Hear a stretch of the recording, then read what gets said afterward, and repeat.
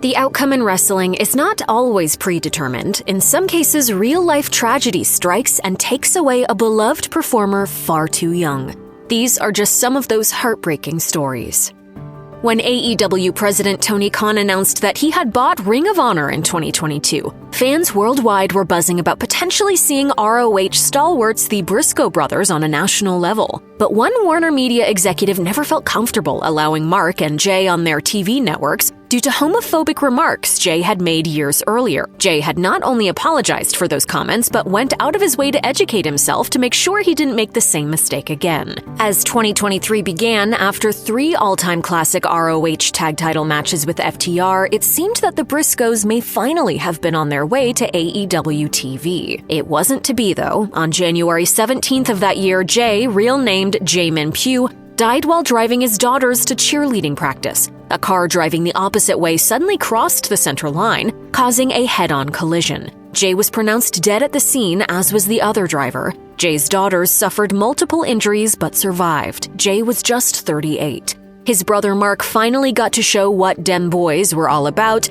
making his debut for AEW on January 25, 2023, at a tribute show for Jay on what would have been his 39th birthday. The ROH Tag Team Championship belt design the Briscoes were synonymous with was retired later that year. The Briscoes were the champions at the time of Jay's death.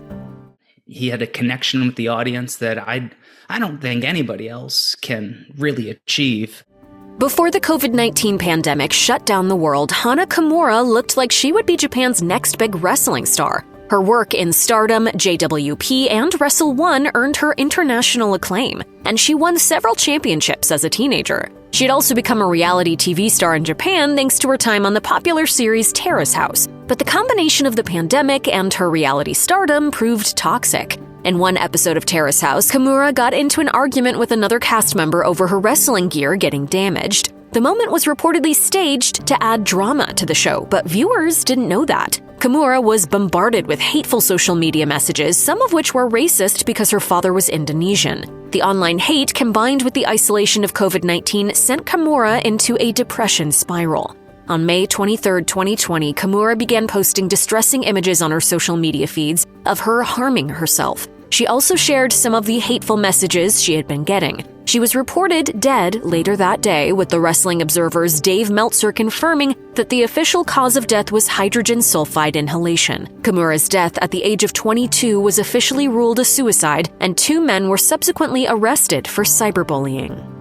During the WWE's Attitude Era, Owen Hart was one of the only wrestlers who pushed back against the use of strong language, adult themes, and reduced focus on in-ring work. Instead of being involved in raunchy storylines, Hart returned to his superhero character, the Blue Blazer, which was good for some laughs and wouldn't upset his children. One element of the gimmick was a descent from the rafters, not unlike Sting's entrance in rival WCW. At the Over the Edge pay-per-view in May 1999, Hart was meant to descend from the upper levels of Kemper Arena in Kansas City, Missouri, but the equipment malfunctioned, triggering an early release. He plummeted more than 70 feet to the ring, hitting the top rope and bouncing onto the canvas. Several attempts were made to revive Hart, but the impact of the fall severed his aorta, causing internal bleeding, which ultimately led to him dying from blunt force trauma. He was 34. Hart's widow, Martha Hart, filed a wrongful death lawsuit against WWE, resulting in a settlement of $18 million. I did voice that I wasn't comfortable with it and that I thought it wasn't safe. Martha went on to establish the Owen Hart Foundation, which provides university and college scholarships for children in need and housing for low-income families. The charity partnered with AEW in 2021, and together they have honored Owen's name with an annual tournament. A member of a Mexican-American wrestling dynasty, Eddie Guerrero overcame his perceived size disadvantage to become one of the most popular wrestlers ever, winning the WWE Championship from Brock Lesnar in 2004. This came after years of perfecting his craft in Japan, Mexico, ECW, and WCW. By late 2005, Guerrero was set to be in line for another title push. On November 13th of that year, Eddie's nephew, Chavo Guerrero Jr., was told by the staff at the Marriott Hotel City Center in Minneapolis that his uncle hadn't answered his wake-up call. Workers broke down the door to the room, and Chavo found Eddie on the bathroom floor, holding his toothbrush and responsive, but frothing at the mouth. Medical personnel did all they could to resuscitate Guerrero, but it was no use. Eddie died at the age of 38. His cause of death was listed as a heart attack precipitated by an underlying atherosclerotic cardiovascular disease that made him keep losing consciousness throughout the day. The Raw and SmackDown tapings scheduled for that weekend became tributes to Eddie. He was given a 10-bell salute, memorable exhibition matches, talking head segments, and video packages chronicling his career. To this day, Guerrero's influence can still be found in wrestlers worldwide. Rey Mysterio also paid tribute to Guerrero at WrestleMania 39 by recreating his late friend's entrance. Gino Hernandez lived life in the fast lane. He routinely paraded his lavish lifestyle to world-class championship wrestling fans in the 1980s, where he became one of the company's top heels alongside Chris Adams as one half of the dynamic duo. He also partnered with the likes of Jake Roberts and Bruiser Brody. He won various championships in WCCW as well as in Southwest Championship Wrestling with Tully Blanchard, who expressed interest in bringing Hernandez into the Four Horsemen. In February 1986, Hernandez's body was found on the floor of his apartment. He had apparently been dead for a few days, and a date of death could not be determined. A good friend of his from Houston had been unable to contact him and flew down here to check and found him in his apartment deceased.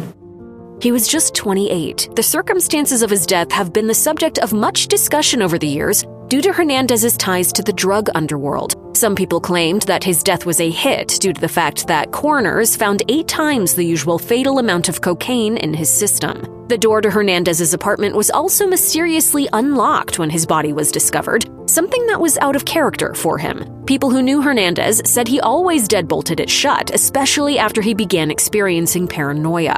We'll probably never know for sure if Hernandez's death was intentional or an accident, but it proves what the consequences of living fast can be. Bruiser Brody was one of the biggest stars of the 1970s and 80s. Feared for his wild in-ring persona, Brody became an international star during his prime years thanks to his work in All Japan Pro Wrestling, the Texas Territories, and Puerto Rico. The latter locale is where he tragically lost his life. In July 1988, Brody was in the locker room at a stadium show in Puerto Rico when Jose Gonzalez, the booker, invited him into the showers to discuss business. Though different stories have different details of what transpired, it's clear that Gonzalez stabbed Brody multiple times. Tony Atlas claimed that the knife Gonzalez used was so sharp that it cut Brody's ponytail off when he dragged his body away in an attempt to save him.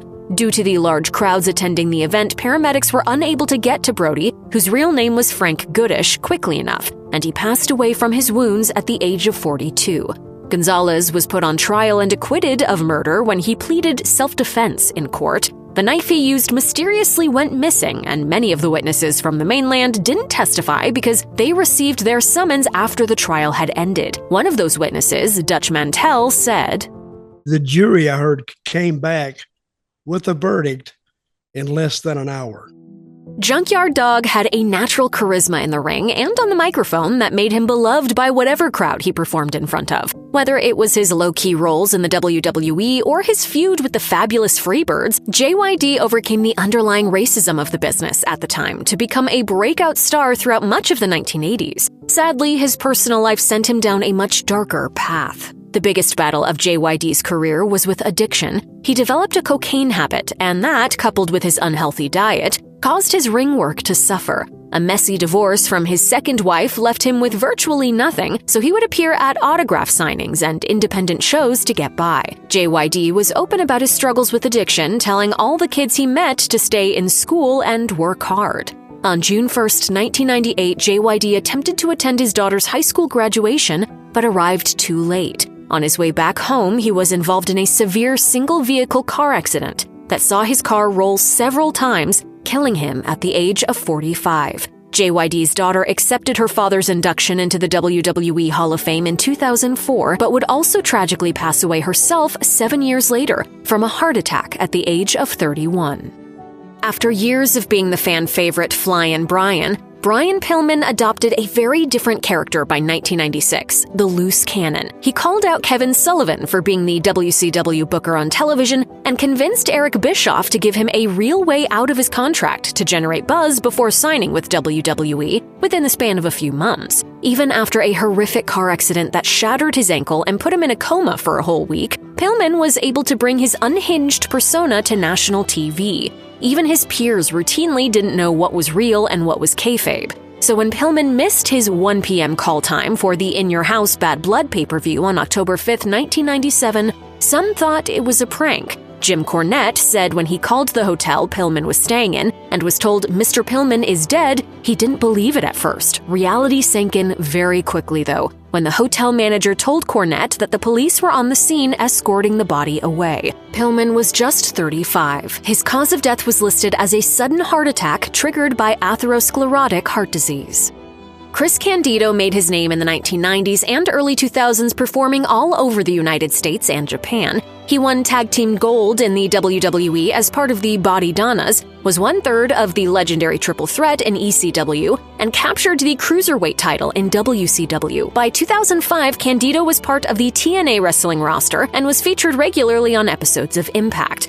At that year's Lockdown pay-per-view on April 24th, Candido dislocated his ankle and fractured his leg during a 6 sides of steel match. He landed badly after taking a dropkick. What could have been a time-consuming injury turned far worse. Candido died just 4 days later. Candido appeared at the April 25th Impact tapings before he went off to have surgery, where he had titanium plates and screws inserted into his leg. That surgery, along with travel, led to complications, namely a blood clot in his leg and acute pneumonia. On April 28th, Candido began feeling unwell and collapsed. He was rushed to the hospital, where doctors found his lungs full of liquid from the pneumonia. They drained his lungs, but he soon died at the age of just 33. Lance Archer, who was in Candido's final match, said, "And ultimately, he shouldn't have flown home, which he did, caused the blood clot that led to his passing."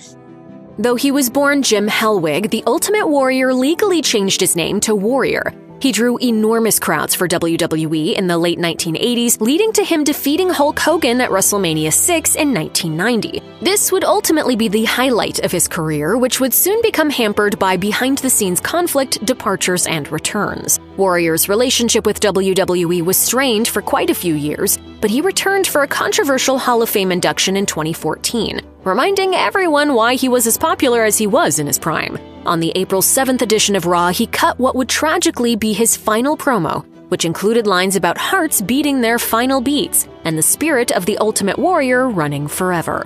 Warrior collapsed the following day and was rushed to a nearby hospital, where he was pronounced dead at the age of 54 from a heart attack. Others who were backstage during WrestleMania 30 weekend noted that he was sweating profusely and that his breathing was labored, but even they couldn't predict what happened soon thereafter. If you or someone you know is struggling or in crisis, help is available. Call or text 988 or chat988lifeline.org.